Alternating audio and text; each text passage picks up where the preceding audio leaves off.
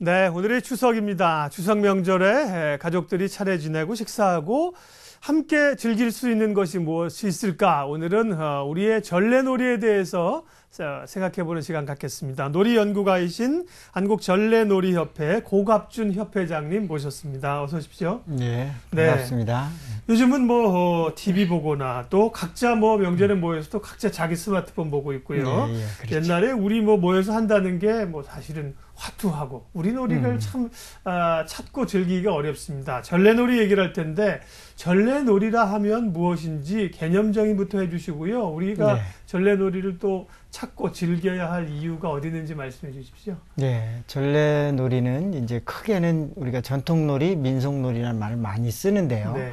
전래놀이는 그 중에 이제 아이들 중심, 가족 중심 놀이를 이야기하고요. 지금 와서 이제 방금 이야기하신 것처럼 개인주의화되고 서로 각자 노는 문화가 만연돼 있는데 우리가 너 나가 만나서 우리가 되듯이 함께하는 문화가 지금 부족하거든요. 그래서 전래놀이가 이 시대에 이제 대한문화로 다시 자리 잡을 수 있겠습니다. 네.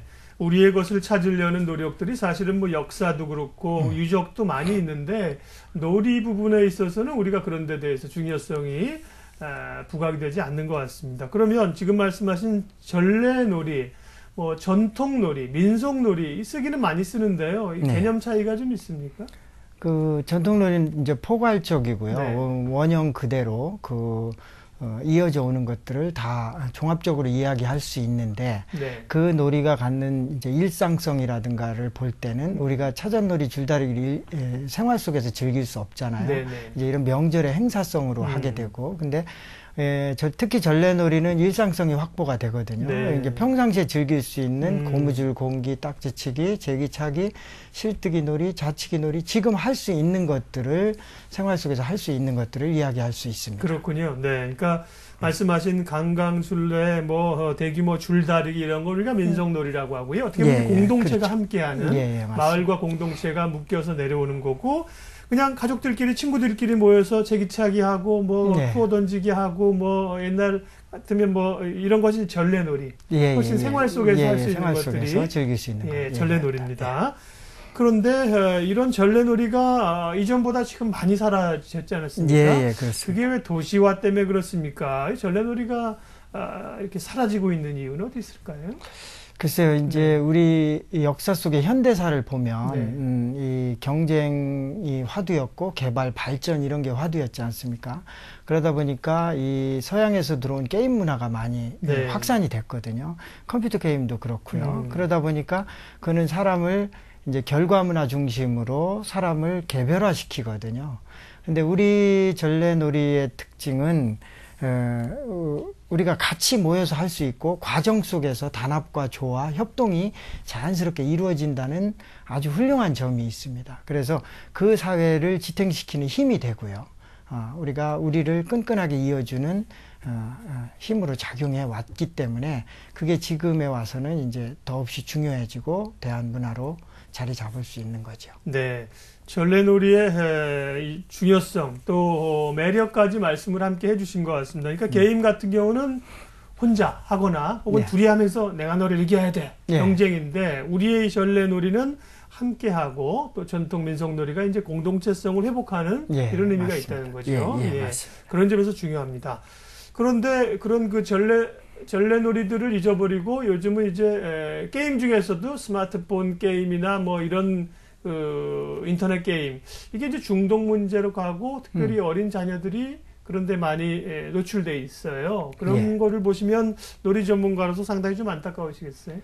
글쎄요, 안타까운 면도 저도 어른으로서 있습니다만은 사실은 저 개인적으로는 컴퓨터 게임을 하지 말라 이러는 것은 또 한편으로는 가혹하다는 생각을 하게 됩니다. 왜 그러냐면 그렇게 시간과 공간이 없는 제약된 어린이들이 컴퓨터 게임마저 못한다면 정말 숨이 막히지 않을까 하는 생각을 해봐요.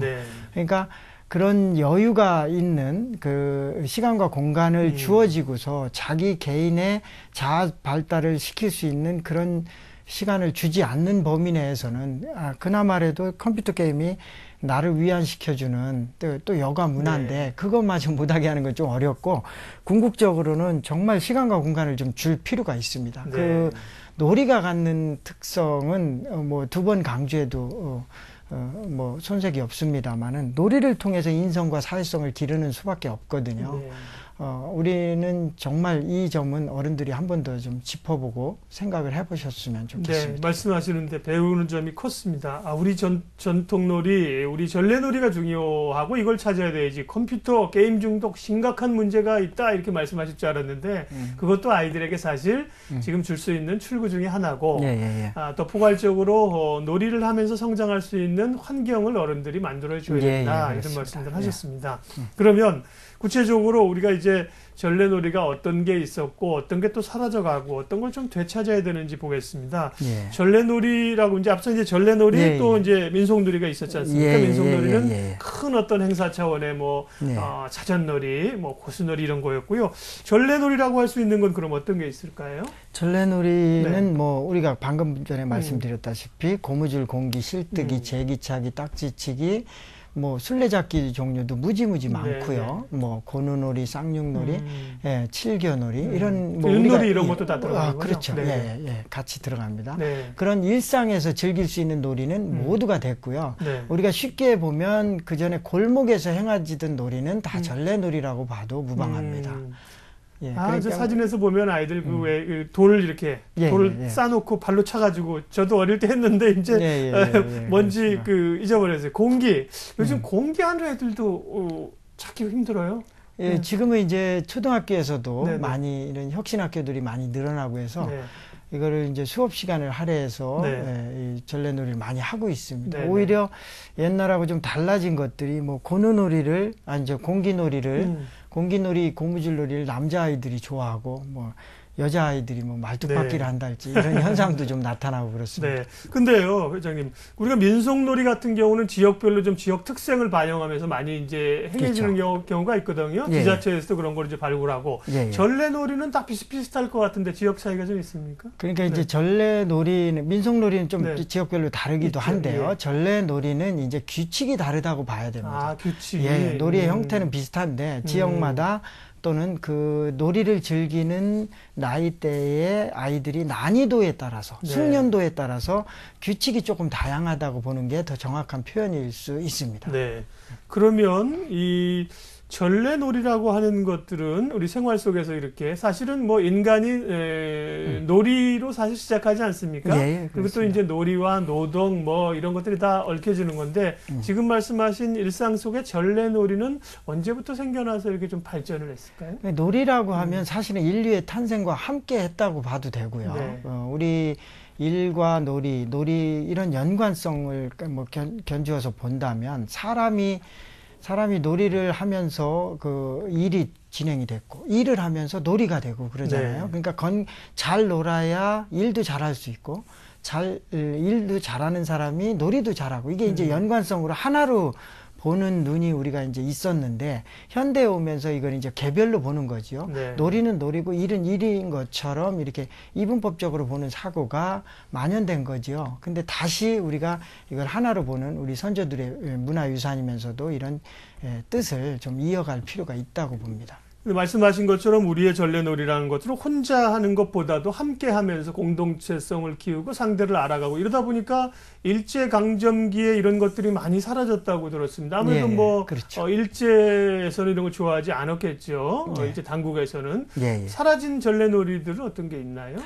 일제 시대 때 사라진, 그러니까 일제강점기 때는 이제 우리가 왜 싫어했나를 한번 본다면 우리의 놀이를 하면 단합이 되거든요. 근본적으로 민중이 단합이 되고 협동이 되고 그러다 보면은 우리 나라를 되찾자는 이런 기운들이 이제 발동이 되거든요. 그러니까 이제 풍물 같은 경우도 이제 못하게 하거든요. 민속 행사인데도 그것조차도 싫어했고, 그러니까 거의 많은 놀이들이 행해지지 않았다가 이제 해방 이후에 많은 놀이 복원이 됐고 거의 다 복원이 됐다고 봐도 되고요. 그중에 이제 이런 전래놀이는 뭐 거의 다 된 거로 봐도 됩니다. 실제로 그 일제 강점기에 사라졌던 전래놀이들이 이제 많이 회복이 되고 다시 행해졌는데 네. 지금 몇 가지 가져오셨는데 이 가져오신 이건 판에 이런 무슨 공기 조각 같은 이런 걸 가져오셨는데 이건 뭡니까? 요거는 네. 이제 공기도 할 수 있고 네. 공기놀이가 되고요. 네. 이걸로 윷놀이도 할 수 있는 거죠. 4개를 던지면 이게 독에 걸린 뭐가 나오니까 네, 공기놀이도 하고 이런 건 개발하신 겁니까? 그렇죠. 개발했죠. 우리 놀이들 이렇게 이렇게 보면은 여기 이제 24절기를 윷놀이로 할 수 있는 거죠. 24절기가 다 이제 익히면서 독에 걸린 뭐 하는 것보다도 독에 걸린 뭐로 하는 24절기 윷놀이가 이런 것들이 이제 새로 개발된 놀이들입니다. 우리 그러면 이제 오늘은 추석이니까요. 추석 명절 때 특별히 좀 즐기고 하는 그런 우리 그 전래놀이들이 좀 따로 있나요? 그 전에는 이제 뭐 많은 놀이들이 이제 문헌에 나오는데 사실 이제 저 세대도 많이 안 했던 놀이들이에요. 뭐 소싸움이나 거북놀이 많이 나오는데 저도 많이 뭐 그렇게 즐겨 본 게 아니기 때문에 근데 이제 그런 놀이들이 있지만 뭐 씨름도 있고 많은 뭐 놀이들이 있지만 지금은 이제 저희들이 추천을 한다면 이런 뭐 산까지 놀이, 고누놀이, 뭐 쌍욕도 좋고요. 제기, 딱지, 실뜨기 이런 일상 속에서 우리가 충분히 쉽게 접할 수 있는 놀이들을 좀 권하고 싶어요. 어차피 우리가 이 추석이라는 명절에 우리 가족이 또는 우리 집안 사람들이 또는 동네에서 많은 사람들이 모여서 놀아야 되는데 민속 행사가 있을 때는 다행인데 그게 없을 때는 민속 행사가 없을 때는 이런 이제 일상 놀이를 가지고 놀아야 되거든요. 그래서 이렇게 손쉽게 놀 수 있는 것들을 제가 추천해 드리고 싶습니다. 산가지 놀이는 어떤 건가요? 산가지 놀이는 나무 젓가락 같이 나뭇가지를 여러 개 쌓아놓고 다른 게 움직이지 않게끔 하나씩 드러내는 겁니다. 드러낸 것을 갖고 점수를 매기기도 하고요. 옛날에는 그 셈을 할 때 쓰는 도구를 가지고 했다고 해서. 고누는 뭐죠? 고누는 지금 이렇게 판에 있는데 삼고누라고 판에 고누라는 표현이 있잖아요. 이런 고누의 종류도 이제 초등학교 교과서에 호박고누서부터 여러 가지 고누 형태가 교과서에도 나오고 있습니다. 이런 고누의 종류가 다양하게 있기 때문에 이런 놀이들을 평상시에 즐길 수 있겠습니다. 말씀하신 것처럼 우리가 이제 이 노는 것도 연구가 좀 필요하고요. 아이들이 스마트폰 하는 것보다 이게 좀 더 재밌어서 할 수 있도록 이렇게 발굴도 많이 해주시고 전파도 많이 해주셔야 될 것 같아요. 오늘 추석을 맞아서 우리의 전래놀이 어떤 것들이 있는지 또 복원에 앞장서고 계신 고갑준 한국전래놀이 협회장님 함께 말씀 나눴습니다. 시간 내주셔서 고맙습니다. 감사합니다.